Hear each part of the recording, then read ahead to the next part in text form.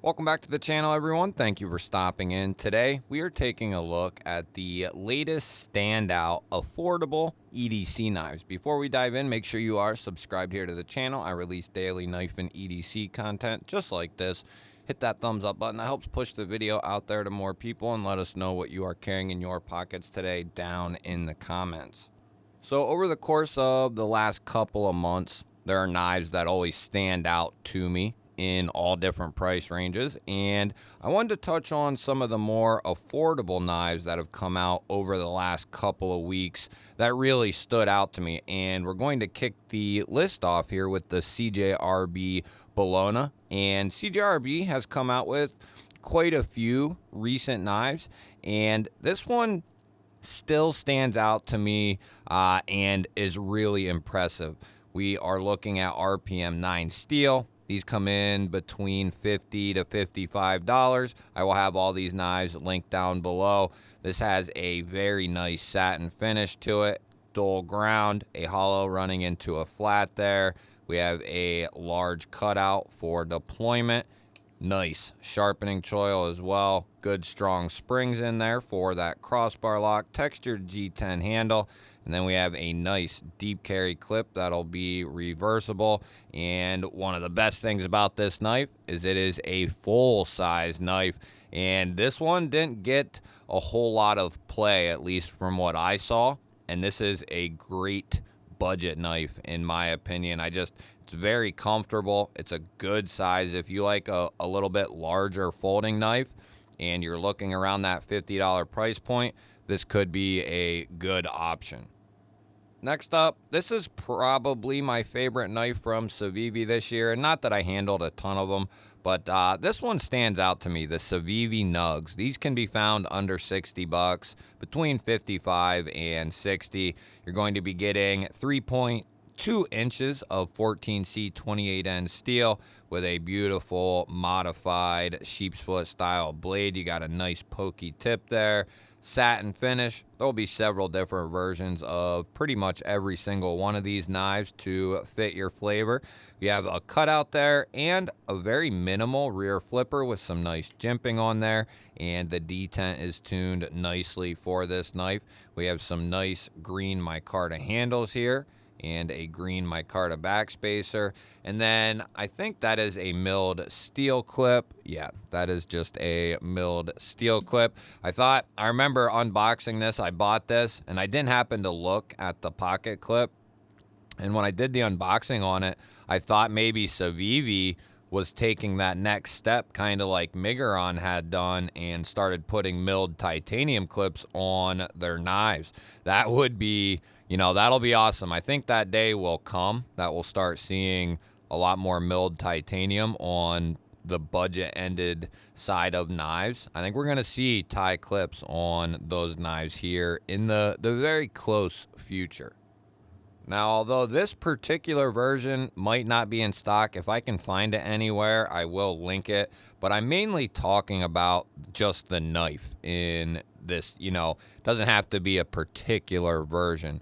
But the mini grouper from Kaiser here, it's got a fantastic aesthetic to it. A great blade shape. It's got this large leaf-shaped style drop point blade, very Spyderco-esque.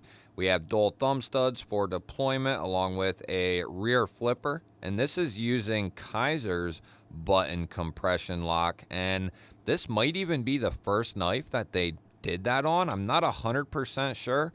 But if it is, they absolutely crushed it. The deployment is extremely satisfying, very easy to disengage this thing, and it's got a very strong lockup. It is going to come in a bunch of different flavors, typically with a G10 handle, and this is a special edition for Halloween, obviously. Like I said, I don't know if there are any of the special editions left. If there are, I will link them. I know they drop them here and there on different retailers' websites. I will see what I can come up with for that one. Next up, we have the Vastid Mini Nightshade. And although There's been some stuff coming out, trickling out from Vosteed, but this is this is something I got it's been probably a good 8 to 10 weeks ago. But the mini nightshade here, and it doesn't really matter which version here again, this is the more premium side of the mini nightshade here, S35VN with a titanium handle. This is probably one of the better looking ones, at least in my opinion, but there are a ton of different versions of the mini nightshade you can pick from, and there are going to be a bunch of different price points as well. This one is with a satin finished S35VN kukri shilling style blade, and it's a very useful blade shape. You have dual thumb studs for the deployment. This one is sporting the textured titanium handles, and I think that's an aluminum geared backspacer. And then we have a nice minimal deep carry clip there, going to work very well in and out of the pocket, and it is going to be reversible. We have those adjustable springs in there. I believe they make this in a very similar aesthetic with 14C and textured aluminum, and those look very good. Also, the price point for these is going to range very widely depending on which model you pick up, but the best bang for your money is probably going to be that aluminum and 14C. It might be Nitro V, but one of the two, and that's probably the best bang for the money. This knife right here is probably, I think on this list, this is the most surprising knife that I have checked out in quite some time. I didn't have, budget knives these days are made very well. They are. When something feels a little different and it's still in that budget range, it's got a little, it's got something special going for it. And I'm still trying to figure it out with this knife. I'm kind of closing in on it. But this is the new Remet RTB, and then this is the G model. They have a couple different versions of this. They have a much more expensive one as well. But this one's under 60 bucks, 14C, 28N steel. This version has a kind of blasted finish almost. It's a modified sheep's foot blade. We have dual thumb studs that are extremely well done. They are sized perfectly. They're not too small, which is great. We have a nicely done flipper tab. The jimping is done well. The detent is tuned perfectly for this knife, for the studs and the flipper both. It's just extremely solid. Everything is very well finished on this knife. I mean, you go over this thing with a fine-tooth comb, and it's just really well done, really well executed, well thought out. This knife just really surprised me. I kind of thought it was just going to be another good budget knife, right? And I think this is venturing on a great budget knife. It's really, really well executed, and it's got a hidden titanium toothpick there in the handle, which is a cool touch. Nice little added bonus with this knife here, and it looks pretty cool as well. Couple of little mini speed holes there, and then you got a G10 backspacer with a lanyard post for the lanyard fans. But yeah, this is I'd love to see this in a little bit larger version and in a premium form. Oh man, this is a good knife. Great blade shape, very comfortable, and very affordable. Now here's a recent favorite of mine, and this is the QSP Cali here. Wasn't sure what to expect when I saw this one initially in the photos, but after getting it out of the packaging and, carrying this, messing with this the last couple of days, I really enjoy this knife. It's got a really cool design implement here with this dull ground here. It's got this nice primary that runs all the way to that belly there, and it's like a flat running into a flat, but it's a thicker flat, so it's going to make that belly and tip a lot more robust. And you also have a chamfer that rolls to the tip, so it's going to be very good for puncturing, piercing, and that type of thing. And then we do have a row of jimping with double thumb studs there, nice sharpening choil. The blade steel is going to be 14C28N, stonewash finish. There's going to be a ton of versions of this knife, and this is the textured aluminum version. We also have steel liners here, and this knife feels very stout in the hand. It's not an extremely large knife, but it is a good size, and because of that full finger choil there and the generous handle, you just have a ton of room to maneuver around on this handle. Although there are kind of designated spots, I think medium to XL sized hands, depending, are going to do very well on this type of handle right here. The button lock, plunge lock, the action around the pivot is extremely solid. Here's another example of a company that is making it so the initial push feels like it has a real detent in there. It's very impressive what some of these companies are doing.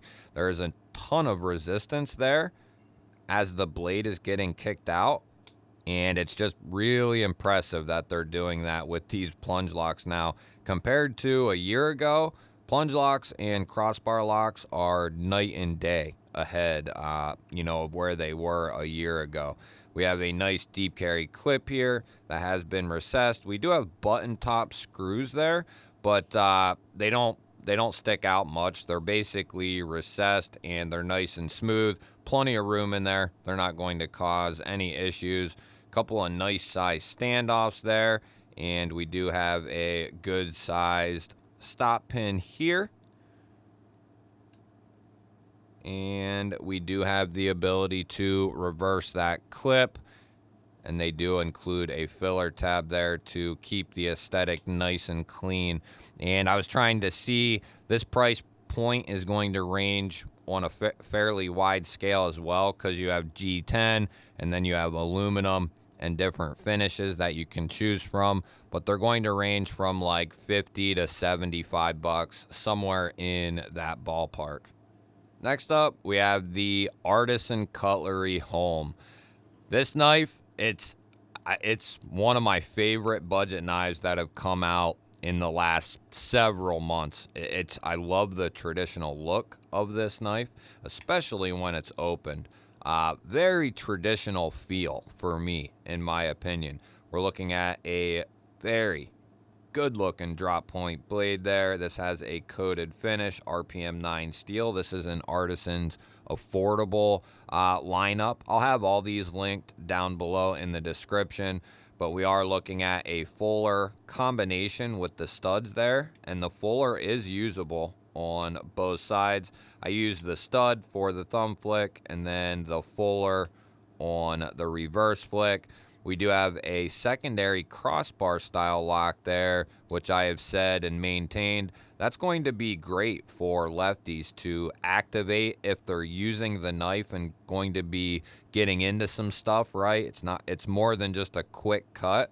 They can activate that and not have any fear of disengaging that button. If you're a righty, you can all but forget about it unless you are really getting into something dense and you want to put that on as just a secondary safety measure. You can put that on, but I've basically looked at it like it's not even there unless I'm really getting into something, which, maybe some thicker cardboard or something like that.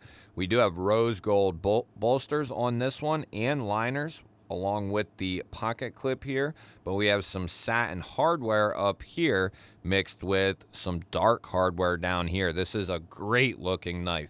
I love the coated blade. We have the dark wood scales. We have satin hardware. We have dark hardware, the rose gold. It just all goes together very, very well. I'm gonna have to find a bead that kind of goes with the flow of the knife and put it on a lanyard here. But I really like this design. It's extremely comfortable. It's good looking. It's affordable. Just a big fan of this knife. Very simple, but very traditional looking with a lot of modern touches. That'll wrap this one up, guys. Let me know which one out of the 7 was your favorite. Love hearing from you guys down in the comments, especially what you're carrying for the day. I really enjoy seeing what everyone has for their EDC. Don't forget to hit the thumbs up button. That helps push this video out there to more people. If you're new here, I release daily knife and EDC content just like this. Make sure you are subscribed here to the channel and ring that bell. That'll notify you anytime I release any new content, even when I go live, which I do every Saturday and Monday night, 9 p.m. Eastern. Anyone and everyone is welcome to come by and hang out. I'd love to see you there. I will put up a couple of new videos. Go check one of them out for me. Have yourself an awesome day. Thank you all again for watching, and I will catch you on the next one.